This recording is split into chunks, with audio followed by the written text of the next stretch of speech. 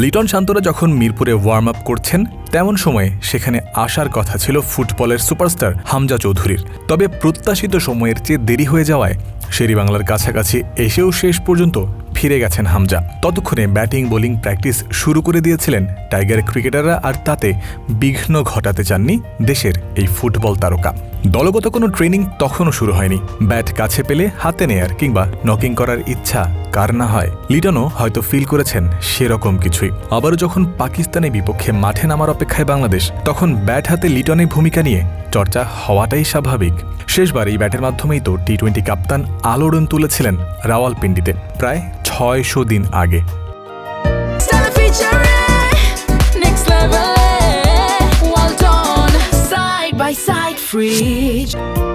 পাকিস্তানের বিপক্ষে লিটনের খেলা শেষ টেস্ট ইনিংস ছিল সেটা।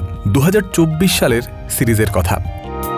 10-1, 4-1, 3-2 বাংলাদেশের শুরুর 6 ব্যাটারের স্কোর দ্বিতীয় টেস্টের দ্বিতীয় ইনিংসে। মাত্র 26 রানেই 6 উইকেট হারিয়ে মুখ থুবড়ে পড়া ব্যাটিং অর্ডার। তখনও লিটন আছেন ক্রিজে। অতটুকুই যথেষ্ট ছিল ভেঙে পড়া তাসের ঘর জোড়া লাগাতে। সপ্তম উইকেট জুটিতে মেহেদী মিরাজের যোগ্য সঙ্গ দেয়া 50, লিটনের সেঞ্চুরি 138 রান পর্যন্ত ছুটিয়েছেন 4 ছক্কার ফুলঝুরি। গলায় রুমাল বাঁধা লিটনের ওই ছবি ভক্তরা অনেকদিন মনে রাখবে।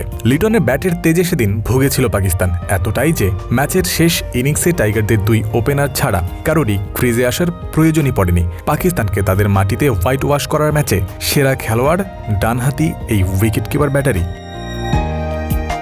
শেষবার বাংলাদেশ সফরে এসেও নাস্তানাবুদ হয়ে গিয়েছিল পাকিস্তান, যদিও সেটা সাদা বলের সিরিজে। ঘরের মাঠে সব দিক থেকে বাংলাদেশি এবার টেস্টেও টপে থাকবে। আবার যখন পাকিস্তানের বিপক্ষে টেস্ট খেলতে নামছেন লিটন, দেশের হয়ে তাদের বিপক্ষে রান করার দিক থেকে তামিম ইকবালকে টপকেও গেছেন ততক্ষণে। চতুর্থ স্থানে আছেন টাইগারদের সবচেয়ে বেশি রান করার দিক থেকে।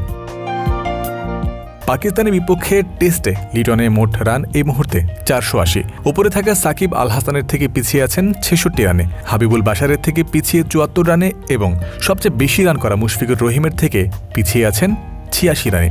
সবশেষ ওই ইনিংসের মতোই যদি লিটন মিরপুরে শুরু করেন, তাহলে এই 3 জনকে টপকে শীর্ষে যাওয়া তার জন্য একটা ইনিংসেরই ব্যাপার হওয়ার কথা। ম্যাচ শুরুর 40 ঘন্টা আগেও উইকেটের যে চেহারা দেখা যাচ্ছে, তাতে শুরুর চ্যালেঞ্জ সামাল দিতে পারলে ব্যাটাররাও ব্যাটিংটা দারুণ উপভোগ করবে। বড় রান করার রসদ এখানে থাকবে বলেই ধারণা করা যাচ্ছে। হাতে 2 টেস্ট, হয়তো 4টা ইনিংসও। এই সিরিজেই পাকিস্তানের বিপক্ষে টাইগারদের সেরা রান সংগ্রাহক হয়ে যাবেন কি লিটন? জয়ন্ত বিন্দু, ক্রিক ফ্রেঞ্জি।